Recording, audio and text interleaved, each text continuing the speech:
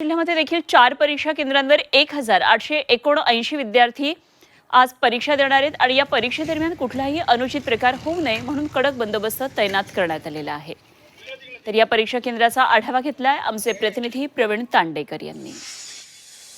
आज 21 जून रोजी नव्याने नीटची परीक्षा घेण्यात येते। आपण भंडारा येथील एका सेंटरवर आपण बघू त्या ठिकाणी पोलिसांचा कडेकोट बंदोबस्त त्या ठिकाणी आपल्याला पाहायला मिळतं। एकंदरीतच भंडारा जिल्ह्यामध्ये 4 परीक्षा केंद्र आहेत आणि त्या ठिकाणी 1879 विद्यार्थी परीक्षा देत आहेत आणि परीक्षा केंद्रावर विद्यार्थी येणं सुरू झाले। आपण बघतो की विद्यार्थ्यांनी आतमध्ये जाताना काळजीपूर्वक जायला पाहिजे आणि त्यांच्याकडे कुठलेही जे इतर इन्स्ट्रुमेंट आहेत, इलेक्ट्रॉनिक साधन आहेत ते नेता येणार नाही असे सूचना सुद्धा लावण्यात आली आणि पोलिसांच्या वतीनं मार्गदर्शन सुद्धा करण्यात येते की विद्यार्थ्यांनी पूर्णपणे तपासणी करण्यात येते आणि कुठंतरी ही परीक्षा पारदर्शकपणे व्हावी या दृष्टिकोनातून केंद्र सरकार सुद्धा प्रयत्नशील आहे आणि त्यामुळे आता एक्झाम सेंटरवर विद्यार्थ्यांची संख्या हळूहळू येणं सुरू झाली। त्यामुळे ही परीक्षा किती पारदर्शी होते हे पाहणे तेवढंच महत्त्वाचं ठरणार आहे। प्रवीण तांडेकर, जी 24 तास, भंडारा।